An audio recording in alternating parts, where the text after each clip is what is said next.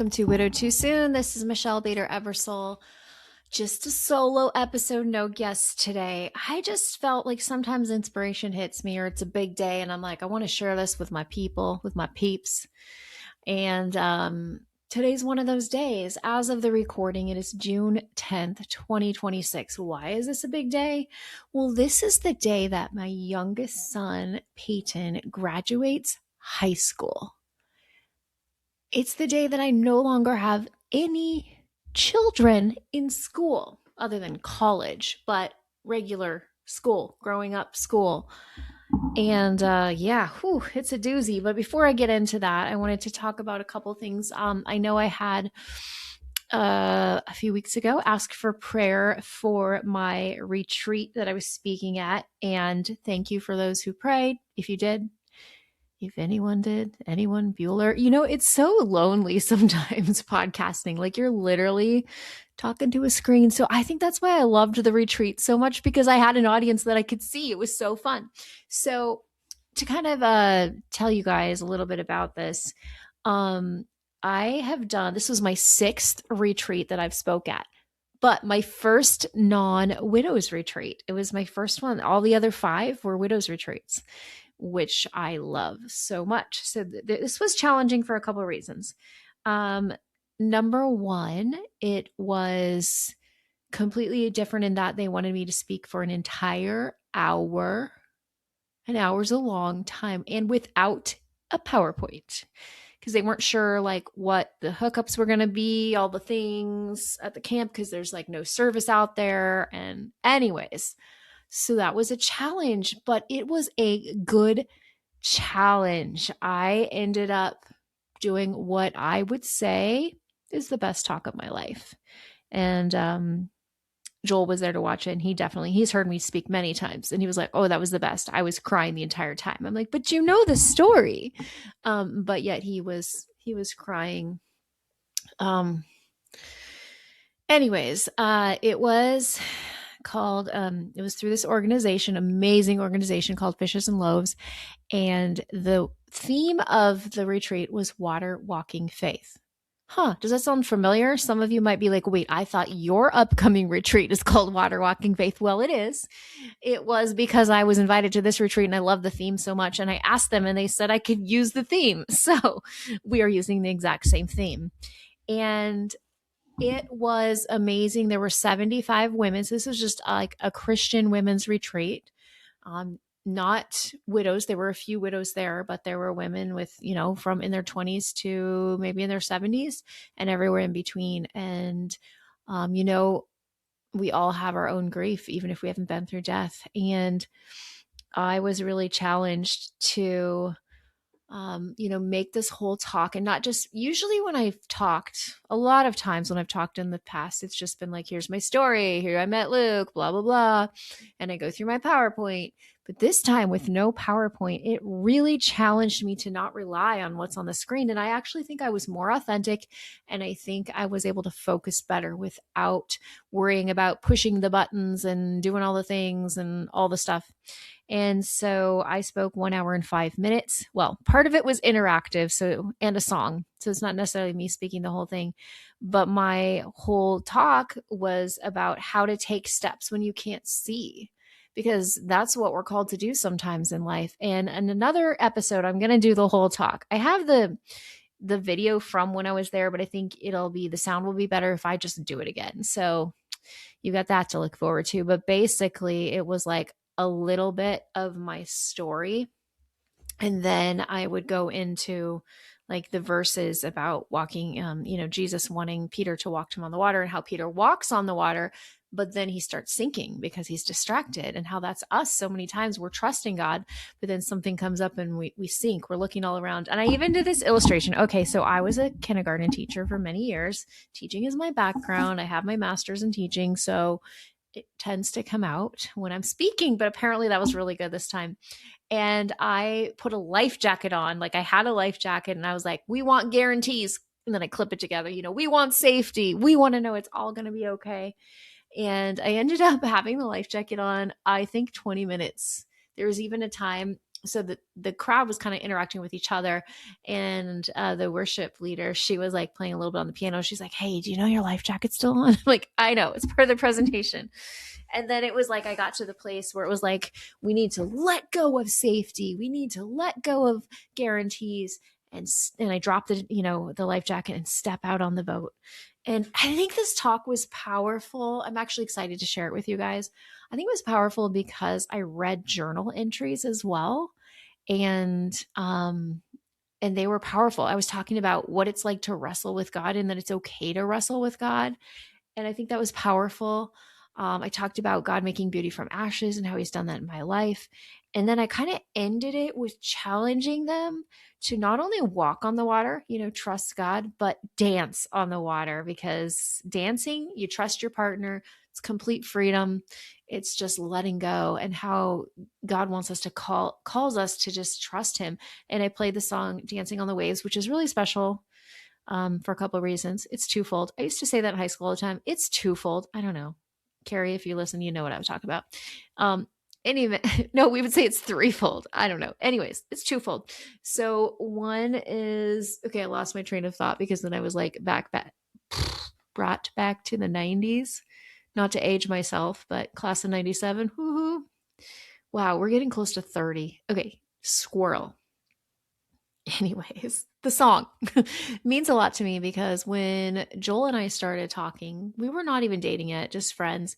He sent me this song and was like, I think you'd really like the song, and it's beautiful. And then Haley sang it during communion at our wedding. So it's really special. And I just love this song. And shout out to Jancy, who is on our hospitality team for our water walking faith retreat. She sent this out, and I was like, oh yeah, I love the song. And then I ended up using it in my talk, and it's going to be like our theme song and everything.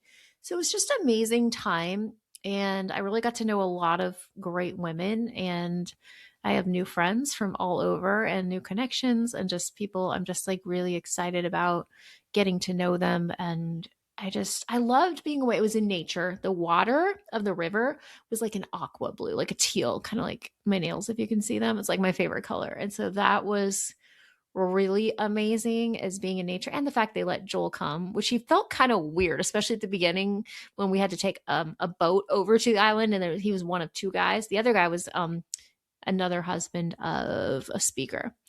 So anyways, he felt a little strange, but I was thankful he got to be there and we got to go explore. But then I got to be with people. We did worship out in this beautiful field with like mountains all around. I mean, it was just stunning. And then I got to do a breakout session the next day, and it was just like about grief basics. You guys know this stuff if you listen to my podcast about grief comes in waves, not stages, grief myths, dumb things people say, all that stuff. But it was powerful because there are women with a lot of hurts, not just not just death of a husband, like death of children, divorce, just so many hard things. And I got to pray with them, and it just felt like I was able to be a vessel for God, and I loved it. And before that, I was like, okay, I'm really good. Okay, this sounds like I'm bragging, but of all the things I do, I feel like this sounds less braggy, like I'm the best at podcasting, because I feel like that's when I'm the most authentic version of myself. And then I was like, okay, maybe speaking's not really my thing. I don't know. Afterwards, I had people tell me that it really meant a lot. They loved it. It was exactly what they wanted at the retreat. And that I'm talented and I have a gift and I should continue using it. So I'm continuing to use it. If your church wants me to speak, have them go to widowgoals.org and they can contact me. Like, I really want to start speaking more. Now that I've had it confirmed that I'm, good at it, I want to do more of it. So it was just such an amazing time. And the whole time I was like, I'm so blessed to be here. I cannot believe I'm here. I cannot believe I'm here. Like, they want me to be here. They like believe in me and they believe in my story. And it was so, so beautiful. And the other thing that it really did for me is it helped me get even more excited about our Widow Goals Water Walking Faith, which is October 5th through 8th in Dallas, Texas area. And if you have not registered, please do it soon. We're going to have a price increase at the end of June because we are less than 4 months away. And so we got to get serious about getting people there. And I'm so excited. We're going to have phenomenal speakers. God's been kind of helping me figure out who the speakers are going to be. We're going to be talking about the same kind of things. I'm probably going to do my talk, life jacket and all, while we're in, at this water walking faith. We have small groups. That's where the magic happens. Like the relationships that you're going to walk away with are life changing. And just being around a group of women, I'm sorry, men, I do not have room for you, but look up refugee widowers. If you're like, where's our retreat? They do one for men. So women, you're going to meet other women who totally get this journey. We all have different stories. Sometimes we're more similar to other ones, but we all have our own stories, our own situations. And you're going to meet other women from across the country. Maybe even international. Marge, shout out to Canada. Marge came from Canada last year. Mandy came from Hawaii, like literally all over. People are coming. And our goal is 100 people. We had 72 confirmed, but then a storm took some of them out. So we had 58.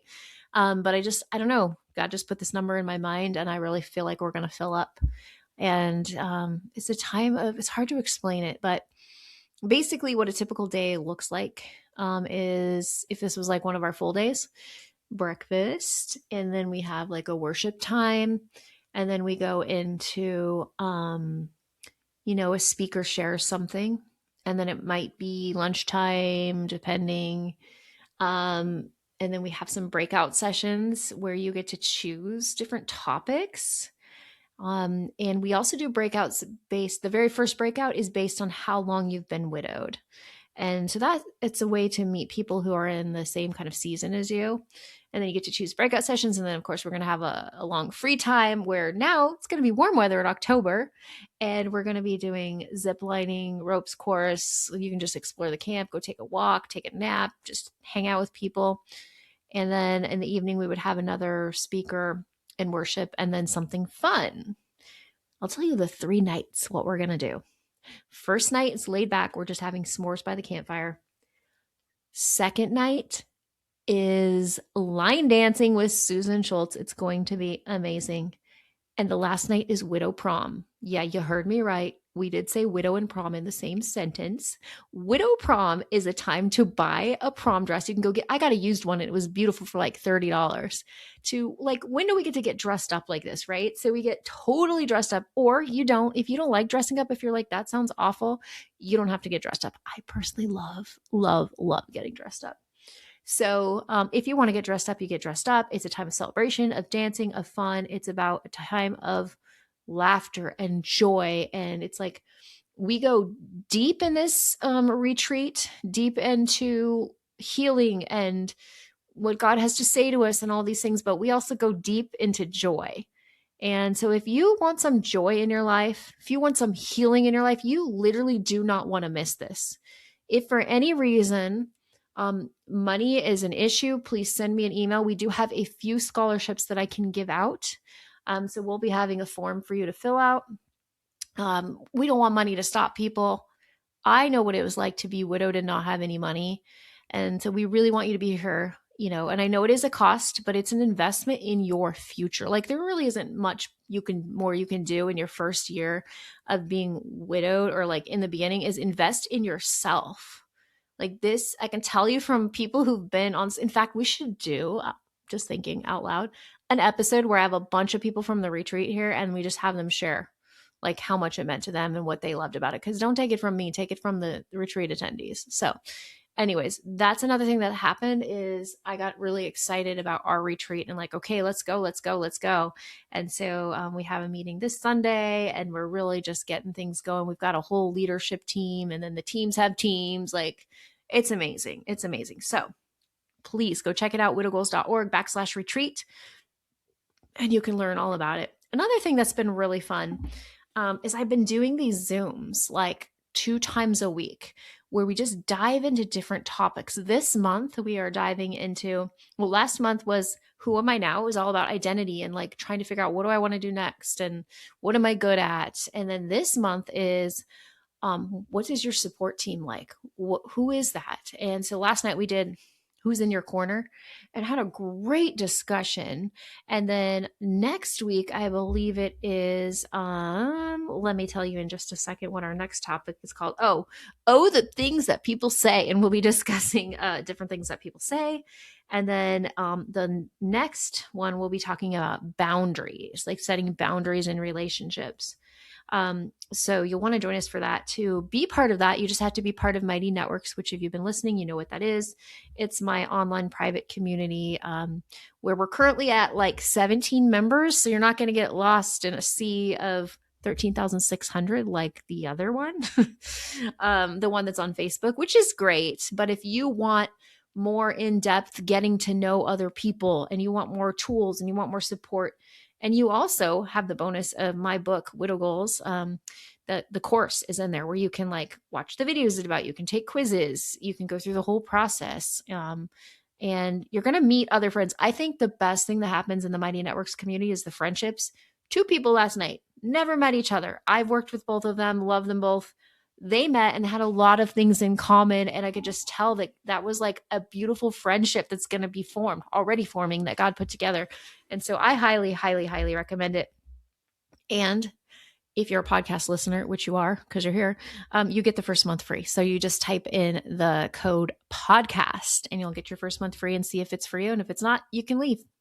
But most people are like, gig it. So, and we also do like silly questions, like, get to know you questions. Like, what was your favorite song in high school? What was your first job?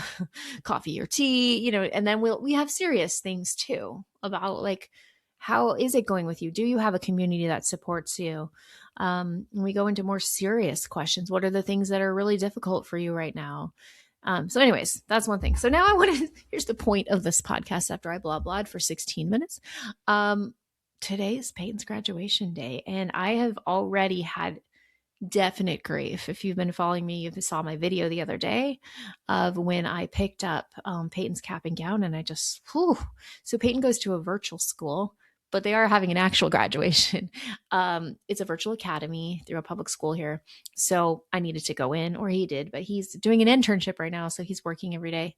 And so I went into his school, and it just, number one, the grief hit me that I'm never going to go into a school other than like a college, hopefully, go into a school for one of my kids again, like go into the office, it just was like, whoa, this is weird. And I don't know, that hit me. And then they had told me that I could send a picture for a slideshow, which I didn't even know. And then I was telling them like, yeah, he lost his dad. And so it's a virtual school, so we don't really know a lot of the people. So they were like, like they didn't seem to really care. But it kind of got me on this path as, and I walked to the car and I just felt it, grief comes in waves. We never, ever, ever stuff it. Doesn't matter where we're at. So I just sat there and I just cried. And I did a little video because I wanted to be real with people about, yes, I'm 6 years out.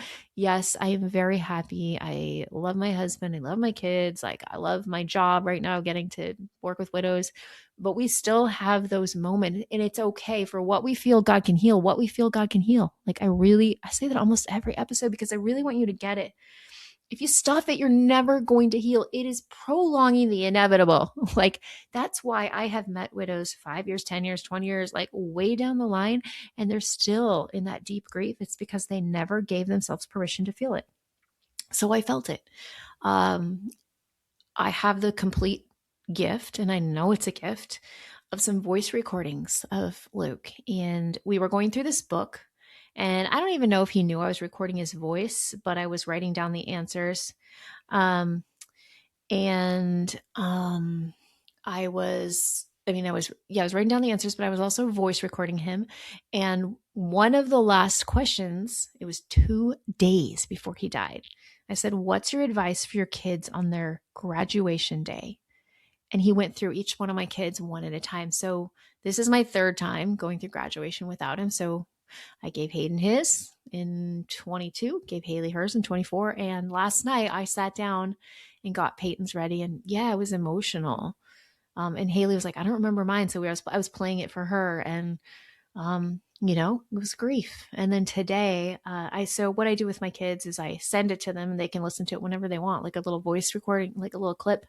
And I sent it to Payton, and he had gone to his internship and came home early, which is good because graduation's tonight. But he said he was having a hard day and he was having grief. And I'm like, feel it. This is good for you to feel it. And he had listened to his dad's recording, and I think it just really hit him because last night he was like, well, I haven't heard him talk to me in 6 years. And so today he got to hear it. And he also said to me, I don't remember him sounding that sick. I don't remember that. And I was like, yeah, that was 2 days before he died. And so because he had cancer in his lungs, it was very difficult. They were full of tumors. It was very difficult for him to talk. So he talked really quiet and really slow. And also he would get confused the last month or so. He was very confused about things. And so anyways, I think Payton had completely forgot that, and he got a chance to see that again. And then he just said he's just having a lot of grief, and his internship, and so they had said, yeah, go home whenever you need. And so he decided to come home early and take a nap and just feel it. I want him to feel it. And so I know I'm going to feel it when he walks across the stage tonight, but we don't know. I have no biblical evidence, but I like to believe that God lets our loved ones see the beautiful moments.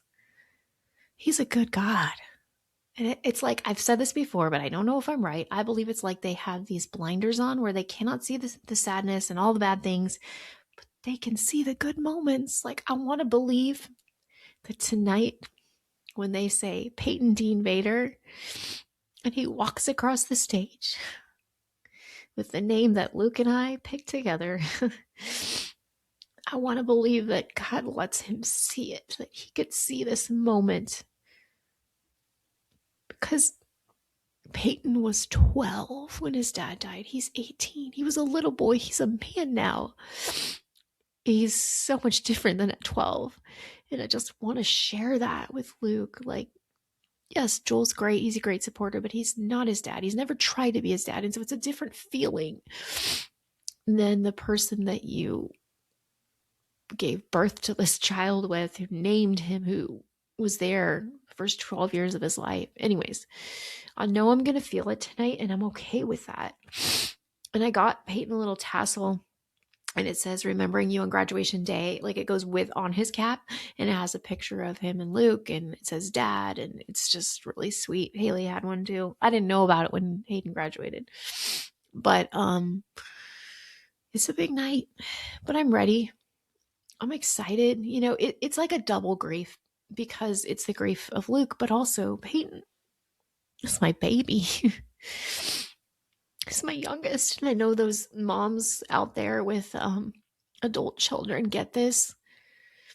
I know people I remember being with friends, and we had our little toddlers and everything. And these older women who are probably my age now, like they were probably in their 40s when I was in my 20s, they would stop us and be like, oh, savor the moments. It goes so quickly. And we're like, what? No, it's just craziness and diapers and just all the things. But now I'm that person. Like, I've been with my friends now, and we've said that to people with little ones. And I was like, oh my gosh, that's us now. And I literally, a lot of times when I see, happened this morning, I was out in the lawn putting out this 2026 sign, because I was going to take a picture of Payton on his last day of school. And I can hear the neighbors like two over, and she's got like a baby and like a 4-year-old, and they're talking. And it brings me to tears, because I miss that. I miss that, though I wouldn't want them to stay like that forever. And I do appreciate my freedom. It's not like when they're little and you just can't leave. I miss it. And I don't have Luke here with me to grieve that with me. My children are not Joel's children. Like, he doesn't grieve it like I do. He's got his own griefs about his children. But it's that, and then it's like, I think I would be grieving anyways, even if Luke hadn't died, because it's my baby. Like, he was my baby. Did you know that I was his kindergarten teacher? like in a school, not like I homeschooled him. Like I was his kindergarten teacher at this little private school, and he would call me Mrs. Bader, and it was the most adorable thing ever. And I loved being his teacher. He called me Mama at home and Mrs. Bader at school. And he was just this little bright eyed, blue eyed 5-year-old boy, bleach blonde hair, and just so adorable. And it's just so fun to watch him grow up. And he's doing an internship now and at our church, and he's learning how to do the cameras and the media and all that stuff, and he's loving it. He's been accepted to a Bible college. He's deciding if that's what he's going to do. He might want to be a pastor. He wants to work at a church. Like, it's just been so exciting, and even just to see how much he's grown since his freshman year of high school, and just how he's grown up in so many ways. And and my heart grieves for him because he wants to talk to his dad, and I can't provide that for him.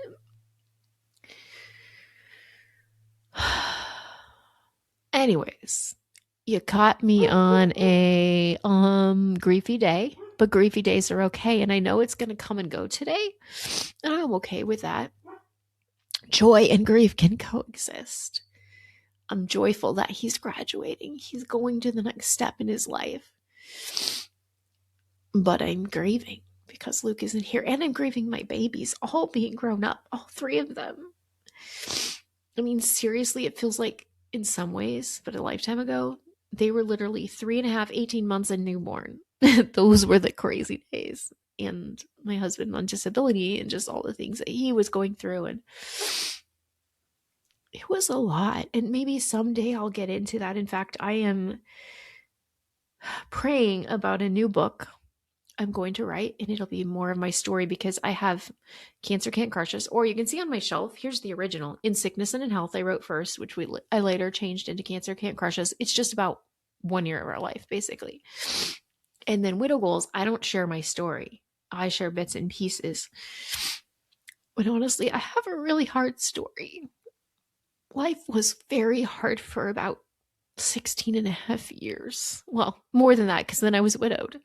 And anyways, the title of my book would be You've Got the Wrong Girl, based on one time about a month before Luke died, I was driving and I was screaming and I said, God, you've got the wrong girl.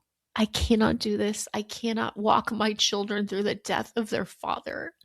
I cannot lose my husband. But he didn't have the wrong girl because he gave me the strength to do it. Just like he gives you the strength to get up every day, even if your heart is completely broken. Some of you may be relating to all this stuff. Some of you may not be at all. But I know you can all relate to being brokenhearted, right? And anyways, I'm going to write this book called You've Got the Wrong Girl. And I think I'm going to share this life. Life was crazy when my kids were little. And I've never publicly talked about a lot of things. But it might be time. And I had a really hard life. I had a great childhood. I had a really hard time because Luke was so sick, and it was so hard with the kids, and financially we had no money, and it was just a struggle. And I think that's why I appreciate every day so much now.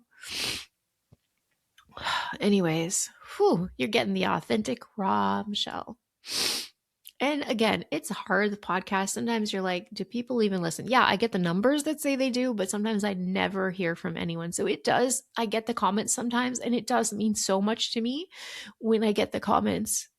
So please make comments on Spotify, send me an email, send me a Facebook, send me any kind of message if you're relating to this or anything you want to say, because it's a lonely world out here. I've been doing it over 5 years. I love it.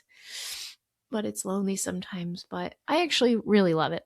I feel like I can wholly 100% be myself when I am by myself and I don't have a guest. And that's what I just felt the urge to talk today about this, because I know we have a lot of graduations coming up or just happened, or, just a lot of big moments. And so I just wanted to share about it. But I think that's it for today. I've almost gone 30 minutes by myself. And I got to get ready for graduation. I'm so excited and sad and excited and all the things. But whatever you're going through, you're going to get through it. You're going to get through it. I promise you that. I am 6 years out. And yeah, I still have my times when I cry, but it's so much shorter and it's so much like less times. And it's more about the big days. This is a big day for me. Graduations, the day they all got their licenses, weddings will be someday, grandkids. Like, I know the big moments are really, really hard. So, anyways, I love you all, even if I've never met you. And yeah, please take a moment I'm going to have all the links to check out the retreat, check out the Mighty Networks. We'd love to have you, and have a wonderful day. Oh, wait, I almost forgot to pray. God, I just thank you for every person listening today. Just thank you that you are there with us. You give us the peace that passes all understanding. I'm going to pray for my Payton today, that you just help his heart, heal his heart from what he's missing from his dad today. And I pray for all of our children, or if we don't have children, the children that we love, God, that you will heal them and you will help them and you will use what they've been through to direct to who you want them to become in life, God. I pray for our kids that they will know your love in a deeper way than ever. I just thank you for all you've done. Amen. All right. Well, I'll see you on the flip side. Have a wonderful day. Bye.